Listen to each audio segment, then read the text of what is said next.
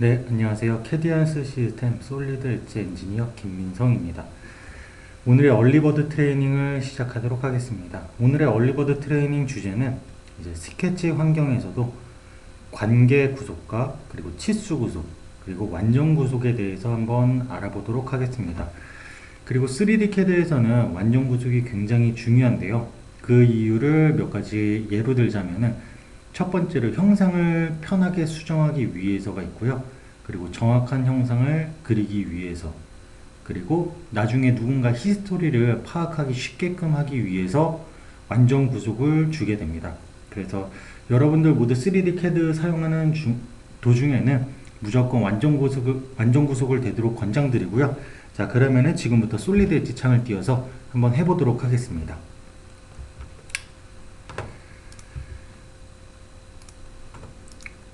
자, 첫 번째로 이제 관계 구속을 해볼 텐데요. 자, 관계 구속은 어디 있냐면은 여기 그리기 그룹 오른쪽에 보면은 관계 생성이라고 있습니다.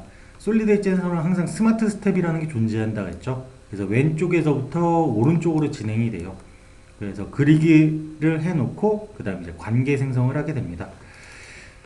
자, 관계 생성 첫 번째 도구는 어떤 도구이냐면 연결이라는 도구가 있어요. 자, 연결이 어떤 도구인지 한번 알아보도록 할게요. 자, 연결을 선택하게 되면 기본적으로 연결은 포인트나 아니면은 모서리가 선택이 가능한데요. 첫 번째로는 일단 포인트를 선택을 해 주셔야 돼요. 선을 예로 들면은 여기 끝점이 있었죠.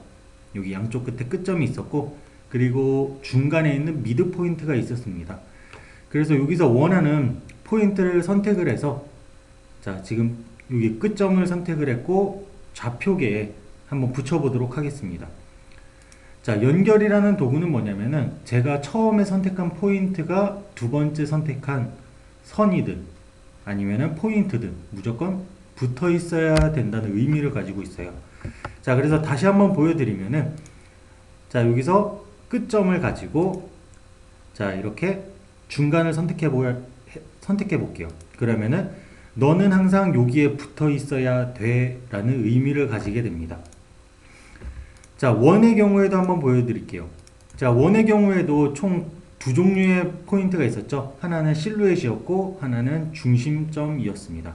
자, 실루엣은 여기 3시 방향, 9시 방향, 6시 방향, 12시 방향인데, 자, 혹시라도 안 뜨시는 분들, 자, 인텔리 스케치에 보면은, 인텔리 스케치 그룹 안에 보면은 그 포인트를 킬 수 있는 도구가 있어요. 그래서 앞에 체크박스를 해제하면은, 자, 한번 해제해 볼게요.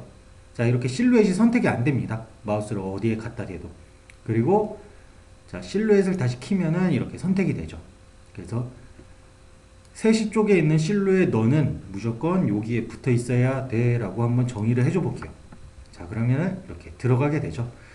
자, 그리고 솔리드 엣지에서는 그 기본적으로 관계 핸들이라는 게 존재해요. 자, 관계 핸들이 뭔지도 한번 보여드릴게요. 자, 연결 조건을 지금 주었습니다. 그러면은 여기에 보게 되면은 빨간색 사각형이 하나 생겼을 거예요. 자, 저게 연결 조건의 관계 핸들입니다.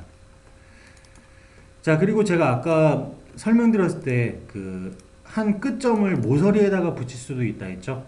그래서 연결을 한번 모서리에다가도 붙여볼게요. 첫 번째는 무조건 포인트를 선택해 주셔야 됩니다.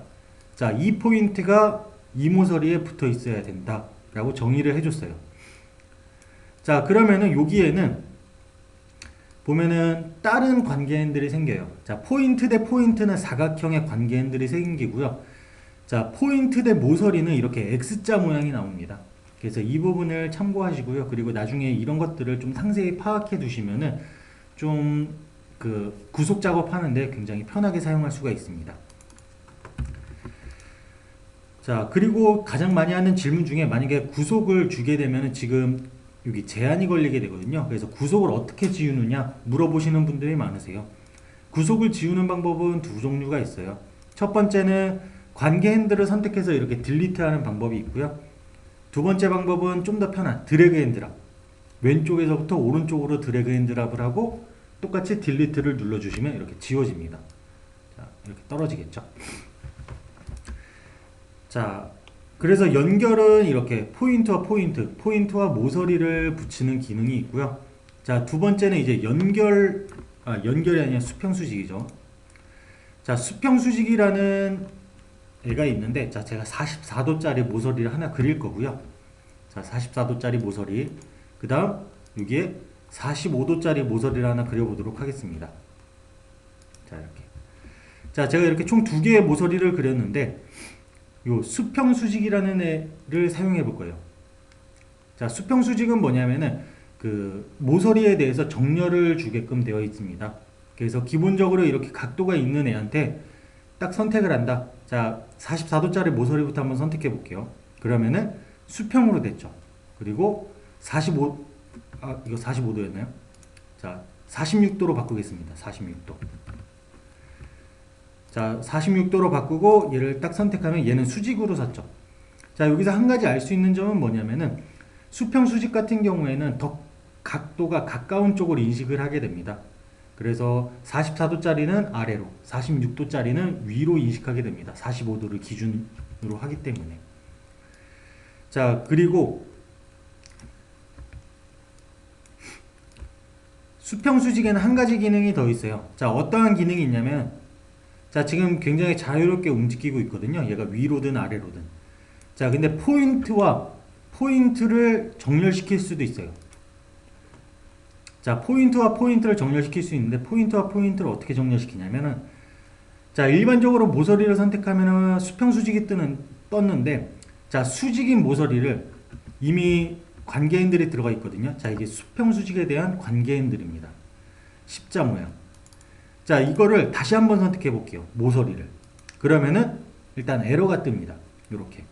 이거는 기존에 수평 수직이 들어가 있기 때문에 에러가 뜬 거고요. 자, 이번에는 모서리가 아닌 포인트를 찍어 볼게요. 그러면은 보시는 것 같이 에러가 안 뜨고 적용이 됩니다. 그리고 자, 이 중간점은 여기 좌표의 중심하고 무조건 나란히 있어야 된다라고 정의를 줬습니다. 자, 그러면 여기에도 마찬가지로 파선이 생기면서 빨간색 십자 모양이 생깁니다. 그래서 얘는 더 이상 위아래로 움직일 수가 없어요. 좌우로는 움직이죠. 자, 그래서 이렇게 정렬을 줄 수가 있어요. 다시 한번 보여드리면은, 자, 수평수직으로 중간점 선택하고 좌표계에 있는 여기 중간 부분 선택을 하면은 이렇게 들어가게 됩니다. 얘도 마찬가지로 주의하셔야 될 점은 뭐냐면은, 자, 더 가까운 쪽을 인식을 해요. 자, 예를 들어서 제가 지금 아까처럼 이런 식으로 주고 싶어요. 근데 지금 보면은, 자, 여기서부터 요까지 거리보다, 여기서부터 요까지 거리보다, 죄송합니다. 자, 여기서부터 요까지 거리보다, 자, 여기서부터 요까지 거리가 더 짧죠. 자, 그래서 얘는 어떻게 이동을 하게 되냐면, 아까와 다르게, 자, 옆으로 이동을 할 겁니다. 이런 식으로. 자, 그래서 거리가 가까운 쪽을 항상 인식하기 때문에 수평수직을 사용할 때는 이 부분 참고하셔서 꼭 사용하셔야 됩니다. 안 그러면 원하는 대로 형상이 바뀌지 않아요. 자, 구속이 들어가지 않기 때문에 항상 가까운 쪽에다 두고, 자, 가까운 쪽 아래로 이동시킬 거라면 아래 거리가 더 짧아야 됩니다. 이렇게. 그래서 그 부분 참고하셔서 사용을 하시고요. 자, 그래서 수평수직에는 총 두 가지 기능이 있었어요. 일반적으로 각도가 존재하는 모서리에 수평이나 수직으로 세워주는 기능이 있었고요. 그리고 두 번째 기능으로는 특정 포인트 간에 정렬을 줄 수가 있었습니다. 자, 그 다음은 탄젠트 한번 해볼게요. 자, 일단 모서리를 하나 그릴 거고요. 여기다가 원을 하나 그릴 겁니다. 자, 여기에 보면은 접선이라는 도구가 있어요. 흔히 말하는 우리가 탄젠트라고 부르기도 하죠. 그래서 그 모서리와 모서리 간에 그 교차하는 부분 없이 정확히 제로 지점에서 만나는 도구고요. 자, 접선을 처음에 선택하는 거는 상관이 없어요. 어떤 거를 선택하든. 근데 한 가지 중요한 거는 솔리드 엣지에서 뭔가 두 가지를 항상 선택해야 된다. 그럼 첫 번째는 무조건 이동하고자 하는 애를 선택을 해주세요. 자, 제가 모서리부터 한번 선택을 해볼게요. 모서리 선택하고 원을 선택을 했어요. 그러면은 모서리가 가서 붙었죠. 자, 반대로 제가 원을 먼저 선택을 하고 그 다음 모서리를 선택해 볼게요. 그러면은 원이 이동을 했죠. 자, 그래서 이렇게 항상 두 가지를 선택하는 경우에는 먼저 이동하고자 하는 애를 선택을 해주시면 됩니다. 그리고 자, 접선의 관계인들 같은 경우에는 이렇게 원형의 관계인들이 들어가게 돼요. 자, 그리고 선과 원뿐만 아니라 원과 원끼리도 가능합니다. 접선 같은 경우에는 원과 원끼리도 자, 이렇게 가능하고요. 자, 그래서 접선은 뭔가 교차하는 지점 없이 정확히 0인 지점에서 모서리를 만나게 하고 싶을 때 사용을 합니다. 자, 그 다음은 평행이에요. 자, 평행을 하기 위해서 모서리를 한번 두 개를 그려볼게요. 하나는 여기 좌표계 중심에서부터 이렇게 나오는 포인트를 찍을 거고요. 그 다음 좀 거리를 떨어뜨려서 이렇게 각도가 다른 모서리를 하나 만들어 볼게요. 자, 평행 같은 경우에는 두 개를 나란히 만들 때 사용을 하고요. 지금 보면은 아까 설명드렸던 것처럼 무조건 첫 번째 선택하는 애가 두 번째 선택하는 애를 따라가게 됩니다. 자, 얘를 선택을 하고 밑에 있는 모서리 선택하고 위에 있는 모서리를 선택을 했다. 그럼 어떻게 되죠? 밑에 있는 애가 얘의 각도와 동일하게 변했죠. 자, 반대로. 자, 얘를 먼저 선택하고 그 다음 밑에 있는 애를 선택을 하면은 얘의 각도가 바뀌죠.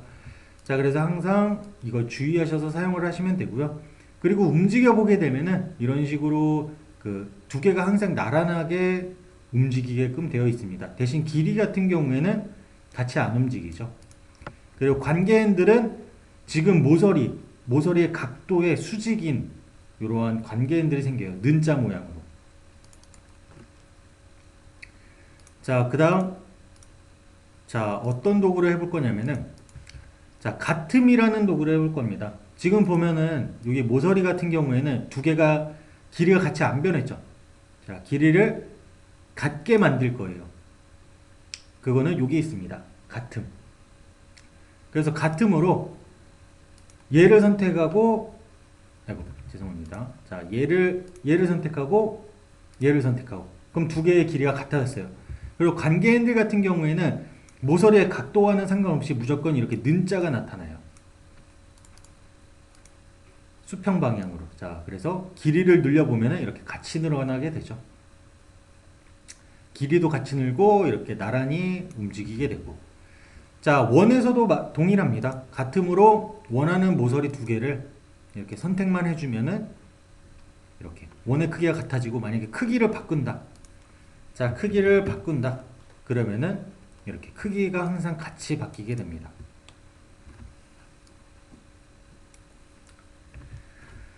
자, 그 다음은 대칭이라는 애가 있는데 얘 같은 경우에는 나중에 여기 보면 미러가 있거든요. 자, 미러를 사용할 때 설명을 드릴게요. 대칭은 일단 넘어가겠습니다. 자, 그 다음 원. 자, 이렇게 원이 두 개가 있는데 여기에 원에는 항상 중심점이라는 게 있었죠. 원의 중심점이 존재를 하는데 자, 이 두 개의 중심점을 동일하게 놓고 싶다 할 때에는 여기 동심이라는 메뉴가 있어요. 동심이라는 관계 구속이 있죠. 그래서 동심으로 원을 하나 선택을 하고 자, 원을 하나 선택을 하고 두 번째 원을 선택하면은 얘네 두 개는 동심이 됩니다. 여기 보면은 이렇게 관계인들 같은 경우에는 관형 모양처럼 원 두 개가 생겼죠. 한번 더 해볼게요. 자, 원을 하나 그리고 얘를 동심으로 만들겠다. 얘하고 얘를. 그러면은 이렇게 들어가죠. 자, 이렇게. 그래서 동심 같은 경우에는 이러한 기능을 가지고 있고 자, 그 다음 수직 기능. 수직 기능 같은 경우에는 각도가 들어간 거를 수직으로 세울 때 사용을 합니다. 물론 이거를 써도 되지만 자, 얘 같은 경우에는 원에다가 쓸 수도 있거든요. 자, 원에다가 수직을 줄 수도 있는데 일단 저거부터 한번 해보고 얘도 한번 해볼게요. 자, 수직으로 보면은 모서리를 그냥 선택만 해주시면 돼요. 그러면은 여기 관계인들 같은 경우에는 여기 우리 수학 시간에 많이 배웠던 수직 기호 있죠? 요거. 이런 관계인들이 생기게 됩니다. 자, 그리고 제가 원에다가도 먹힌다고 했어요. 보면은 지금 얘는 원의 수직인 상태가 아니죠. 근데 그 수직 도구를 사용할 때 한 가지 주의하셔야 될 점은 원은 먼저 선택할 수가 없어요. 무조건. 자, 보면은 원은 선택할 수가 없습니다. 대신 자 모서리를 선택을 하고 그 다음 원을 선택을 하면은 원에도 보시는 것 같이 이렇게 수직이 들어가게끔 되어 있어요. 그래서 평소에 모서리 같은 경우에는 요 수평 수직이라는 애를 사용을 해도 되고요. 아니면은 원을 사용한다. 그럴 때는 수직을 사용하셔도 됩니다. 자, 그래서 수직 같은 경우에는 이러한 기능이 있었고요. 자, 그 다음은 모서리. 자, 모서리를 하나 그려서 여기 보면은 동일직선상이라는 도구가 있어요. 자, 동일직선상 같은 경우에는 뭐냐면은 두 개의 모서리를 같은 높이에 놓는 겁니다. 자, 한번 해볼게요. 자, 제가 총 두 개의 모서리를 그릴 거고요. 자, 동일직선상으로 자, 이 모서리와 여기 X축은 항상 같은 높이에 있어야 된다. 보시면은 이렇게 됐죠. 그리고 얘도 마찬가지. 이렇게. 자, 관계 핸들 같은 경우에는 아까 접선과 비슷한 모양인데 좀 더 진합니다, 색이. 그래서 원형인데 좀 더 진하게끔 되어 있고요. 만약에 혹시라도 이렇게 좌표계에 박은 게 아니라 자, 제가 여기에다가 동일직선상을 한번 줘볼게요. 자, 이 상태에서 움직여 보면은 두 개는 당연히 높이가 항상 이렇게 나란히 움직이겠죠. 자, 그래서 동일직선상 같은 경우에는 이렇게 사용을 합니다. 자, 그 다음 여기 보면은 잠금이라는 기능이 있어요. 잠금은 어떨 때 사용하느냐? 이 스케치를 그냥 아예 움직이지 못하게끔 만드는 도구인데요. 자, 잠금을 선택을 하고 이렇게 형상을 선택하게 되면은 자, 잠금 선택하고 형상을 선택하게 되면은 여기에 오핀이 생겨요. 그러면서 색깔은 검정색으로 변합니다. 그러면은 더 이상 움직일 수가 없어요. 자, 그래서 잠금이라는 기능이 있었고요. 마찬가지로 풀고 싶다. 오핀 선택하고 딜리트 누르면은 풀립니다. 이렇게. 자, 그래서 관계 구속 같은 경우에는 뭐 이 정도가 되겠고요. 자, 그리고 한 가지 더. 지금 관계 핸들이 안 보이시는 분들이 혹시 있을 수도 있어요. 자, 그거는 여기. 이 옵션이 꺼져 있어서 그럽니다. 자, 여기 보면은 관계 핸들이라는 그 도구가 있고요. 자, 얘를 선택하면은 관계 핸들이 안 보였다가 얘를 다시 선택하면 관계 핸들이 보입니다. 자, 그래서 관계 생성 같은 경우에 이렇게 해봤고, 자, 이제부터 치수를 해볼 텐데요. 자, 치수 같은 경우에는 제가 미리 스케치를 준비해 놨어요. 그래서 그 스케치를 가지고 한번 해볼게요. 자, 제가 총 이제 5가지의 스케치를 준비해 놨고요. 자, 스마트 치수로 가장 기본적인 치수들을 전부 다 잴 수가 있습니다. 그리고 추가적으로는 이제 거리와 요소 간 각도라는 게 있는데, 자, 이 두 가지만 해볼 거고 나머지 것들은 상황에 따라서 필요할 때마다 가르쳐 드리도록 할게요. 자, 그래서 치수.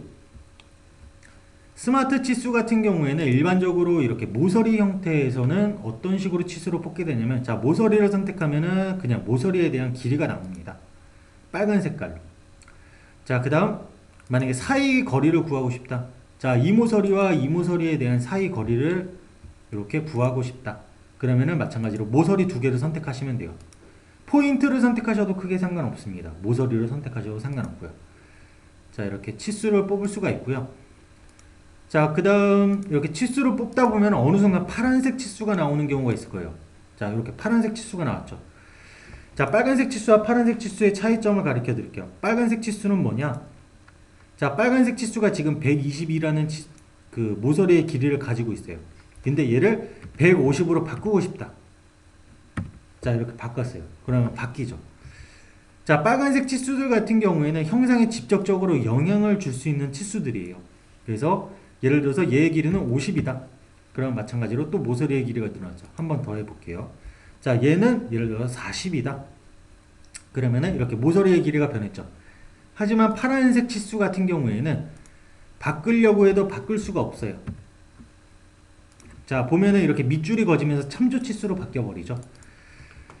자, 그래서 여기서 알 수 있는 파란색 치수는 뭐냐면은, 자, 파란색 치수가 생성되는 조건이 있어요. 뭐냐면은, 자, 다른 치수들을 더하거나 빼거나 곱하거나 나누거나 이렇게 기본적인 사칙 연산을 해서 구할 수 있는 이러한 치수는 무조건 파란 색깔로 나옵니다. 자, 한번 더 해볼게요. 자, 치수를 이렇게 뽑았고요. 마찬가지로 여기도 뽑았습니다. 그리고 여기도 뽑았고요. 그 다음 마지막에 128 빼기 39 빼기 47은 요 거리가 되겠죠. 그래서 파란색 치수로 나오게 됩니다.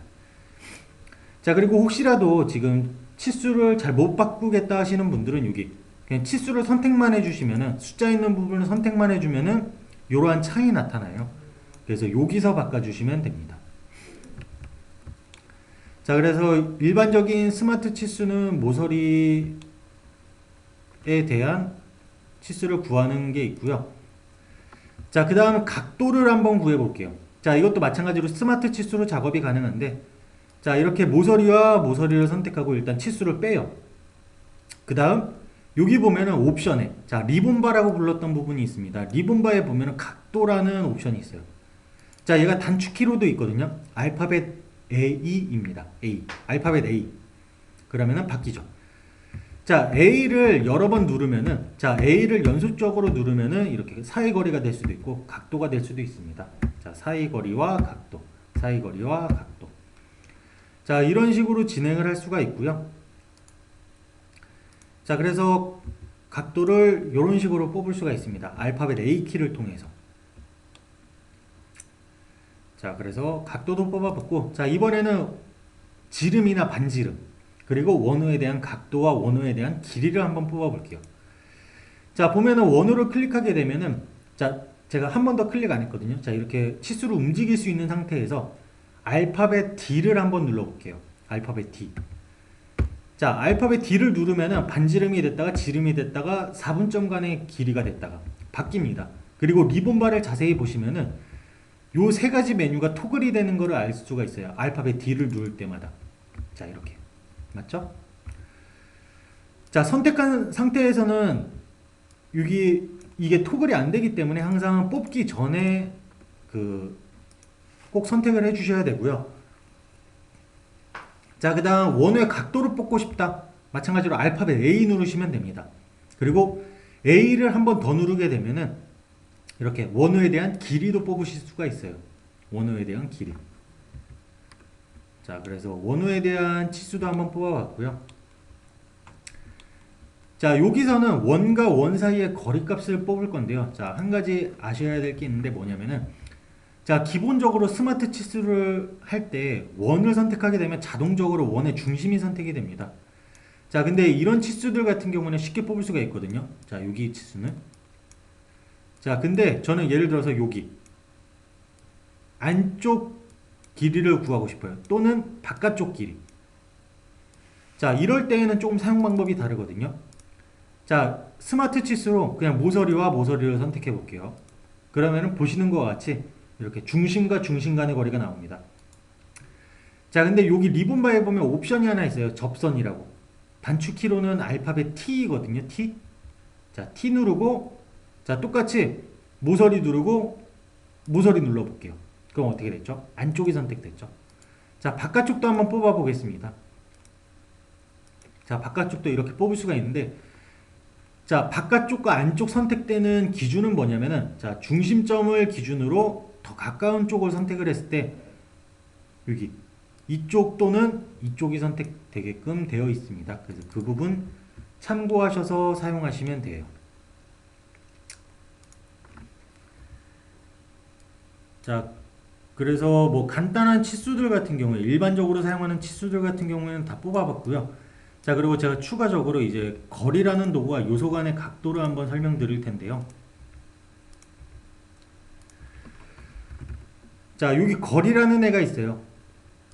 자, 거리 같은 경우에는 어떨 때 사용할 수 있냐면은, 자, 스마트 치수로 예를 들어서 여기 각각의 길이를 뽑고 싶을 때, 그럴 때 모서리를 계속 두 번씩 선택해 줘야 되죠. 여기 선택했다가 여기, 그 다음 여기 선택했다가 여기, 그 다음 여기 선택했다가 여기를 또 선택해 줘야 되죠. 자, 그러한 불편함이 있는데 그거를 해소시켜 줄 수 있는 게 요 거리라는 도구예요. 그래서 거리로는, 자, 첫 번째 그냥 기준만 정해 주시면 돼요. 여기가 무조건 0 값이다 라고 선택을 해줬고요. 자, 두 번째 선택하면 일단 길이가 나옵니다. 그리고 이번에 여기를 또 선택하는 게 아니라 여기를 바로 선택할 거예요. 그러면은 이렇게 치수가 나와요. 그리고 치수는 사이 각도로, 사이 길이로 할 건지 아니면 전체 길이로 할 건지. 자, 전체 길이로 한번 뽑아볼까요? 그럼 이렇게 나오고. 자, 만약에 혹시라도 여기를 한번 더 클릭한다. 여러분들이 일반적으로 스마트 치수 사용하듯이. 그러면은 이렇게 에러가 떠요. 그래서 그 부분 참고하시고요. 자, 그래서 그냥 어디까지 거리를 잴 건지만 바로바로 선택을 해주시면 돼요. 자, 다시 한번 보여드릴게요. 요 밑에 선택하고 두 번째 바로 선택하고 세 번째 바로 선택하고 마찬가지로 네 번째 바로 선택하고. 자, 이런 식으로 할 수가 있고요. 자, 각도도 마찬가지예요. 요소 간의 각도 같은 경우에도 먼저 0도인 기준을 선택을 해주고요. 그 다음 모서리 선택하고 그 다음 모서리 선택하면은 이렇게 전체 각도인지 아니면 사이 각도인지 선택을 해서 뽑을 수가 있습니다. 자, 그래서 이렇게 바로바로 뽑으실 수가 있어요. 이거를 사용하면은 연속적인 각도나 치수 같은 경우에는 굉장히 편리하게끔 사용할 수가 있겠죠. 자, 그래서 지금 이제 관계 구속과 치수 구속을 알아봤고요. 자, 마지막으로 완전 구속이 뭔지 설명을 드리고 오늘 교육을 종료하도록 할게요. 자, 일단 완전 구속을 할 때는 대표적인 예로 선과 사각형과 원만 좀 설명을 드릴게요. 자, 기본적으로 모서리를 생성하게 되면 이 모서리 같은 경우에는 굉장히 자유롭게 움직입니다. X방향이든, 자, Z방향이든, 그리고 X- 방향, Z- 방향, 그리고 뭐 예를 들어서 여기에 있다는 거는 X와 Z에 대한 조합이죠. 뭐 X100, Z100 이런 식으로. 자, 그래서 얘는 자유롭게 움직이게 되는데, 자, 완전 구속은 얘를 더 이상 못 움직이게끔 하는 거예요. 자, 그래서 한번 해볼 텐데, 자, 첫 번째로 얘가 지금 위아래로 자유롭게 움직이죠. 위아래로 못 움직이게 한번 해볼게요. 자, 여기서 도구를 선택하시면 되는데 일단 기본적으로 위아래로 정렬을 주겠다 하면은 여기 수평수직이나 동일직선상을 주시면 돼요. 자, 저는 그냥 동일직선상을 한번 줘볼게요. 동일직선상으로 자, 모서리와 모서리를 이렇게 선택을 했어요. 그러면은 얘는 더 이상 위아래로 움직일 수가 없습니다. 자, 그 다음 지금 같은 경우에 좌우로도 또 움직일 수가 있어요. 자, 지금 좌우로가 움직일 수 있는 상태인데, 자, 좌우로 움직이게 못하겠다. 그럼 얘가 일단 이쪽으로 움직여야겠죠. 자, 그러려면 어떤 방법이 있냐면, 자, 이 포인트와 여기 있는 포인트를 고정을 시켜주면 돼요. 자, 좌표계는 항상 움직일 수 없기 때문에 최초에는 무조건 좌표계를 중심으로 그 완전 구속을 주시면 되거든요. 자, 그래서 여기 끝점과 좌표계 중심을 딱 선택해주면은 얘가 이제 좌우로 못 움직이는 상태입니다. 그리고 자, 마지막으로 지금 보면은 한 가지 남은 게 있는데 뭐냐면 선에 대한 길이가 있어요. 얘가 막 바뀌죠. 자, 그래서 선에 대한 길이까지 주게 되면은 얘는 더 이상 움직일 수 없는 상태가 됩니다. 무조건 치수에 대한 제한이나 아니면은 조립 조건에 대한, 아니 조립 조건이 아니죠. 구속 조건에 대한 제한을 받게 돼요. 그래서 뭐 예를 들어서 치수로 바꾸고 싶다. 그럼 선을 늘렸다 폈다 하는 게 아니라 치수에서 이렇게 바꿀 수가 있고요. 자, 그 다음은 사각형을 한번 해볼게요. 자, 사각형 같은 경우에도 보면은 얘가 굉장히 자유롭게 움직여요. 자, 이렇게 X든 Z든 자유롭게 움직이죠. 자, 얘를 마찬가지로 여기 이번에는 좌표계가 아니라 여기에다가 한번 묶어줘 볼게요. 자, 일단 위아래로 못 움직이게. 자, 위아래로 못 움직이게 하는 거는 뭐 여러 가지 도구가 있는데 제가 지금 이것과 이거를 나란히 만들어서 움직이지 못하게끔 할 거거든요. 이런 식으로. 이 포인트와 이 포인트가 항상 고정이 되게 되면은 얘네는 위아래로 움직일 수가 없습니다. 그래서 여기와 여기를 선택을 해주게 되면은 자, 보시는 것 같이 제가 한번 움직여 볼게요. 얘를.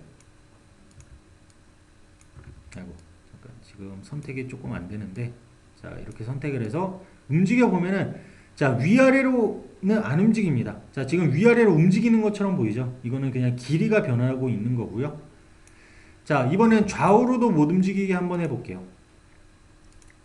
자, 좌우로도 이렇게 포인트를 고정시켰어요. 자, 그 상태에서 한번 움직여 보겠습니다. 그러면은 얘네는 움직이고 있는 게 아니라 그냥 길이가 변하고 있는 겁니다. Z나 X 방향으로는 움직이고 있는 게 아니에요.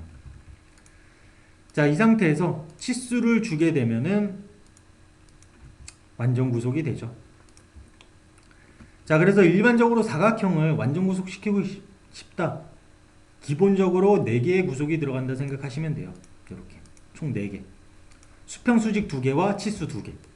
그리고 선 같은 경우에는 뭐 동일직선상이든 수평수직이든 연결이든 자, 한 개씩 들어가고 2개씩이죠.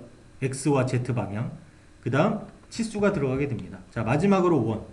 지금 시간이 조금 오바돼서 조금 빠르게 설명드릴게요. 자, 이해 못하신 분들은 나중에 유튜브에 영상을 올리겠습니다. 그래서 그 부분 확인하시고요. 자, 스마트 치수. 스마트 치수로 이번에는 자, 얘를 어디다가 붙이는 게 아니라 얘를 여기다가 그냥 고정시킬 거예요. 자, 그럴 때는 관계구속이 일단 필요 없거든요. 왜냐하면은 관계구속은 무조건 어떤 포인트가 어디에다 고정돼야 되는 거기 때문에 자, 이렇게 거리를 유지하고 싶을 때에는 그냥 치수만으로도 가능합니다. 자, 일단 얘가 그 좌우로 못 움직이게끔 해볼게요. 자, 100이라는 치수를 줬어요. 원과 사각형 사이의 거리를. 자, 그러면은 얘는 좌우로 못 움직이고 위아래만 움직입니다. 그래서 Z축이 이제 X방향이 고정이 됐죠. 자, 그 다음은 이제 Z방향. 자, Z방향을 이렇게 고정을 시킬 수가 있고요.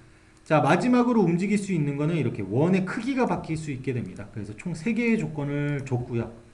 자, 보면은 완전 구속이 되면 이렇게 검은색이 돼요. 검은색이 됐을 때가 이제 완전 구속이 된 상태고요. 얘네는 더 이상 마우스 드래그 앤 드랍으로는 움직일 수 없는 상태이고 무조건 치수나 아니면 조립 조건에 대한 제한을 받게 됩니다. 자, 그리고 혹시라도 얘네들이 검은 색깔로 표현이 안 된다 하시는 분들은 여기 관계 색상이라고 있어요. 인텔리 스케치 그룹 안에. 자, 얘를 켜주시면은 완전 구속 됐을 때 검은 색깔로 표현이 되게 됩니다. 얘를 끄면은 그냥 하늘 색깔로 표현이 돼요. 자, 그래서 이 부분 참고하셔서 사용하시고요. 자, 그래서 뭐 이런 식으로 여러 가지 구속 조건을 주는 방법이 있었는데 혹시라도 사용하시다가 구속 조건이 잘 안 되신다.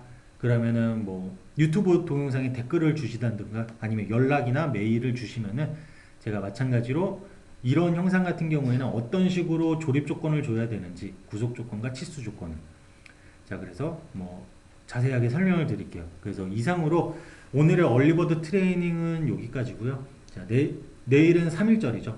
그래서 3일절 날은 쉬고 그 다음 날에 뵙도록 하겠습니다. 감사합니다. 캐드 연습 시스템의 솔리드 엣지 엔지니어 김민성이었습니다. 즐거운 하루 되십시오.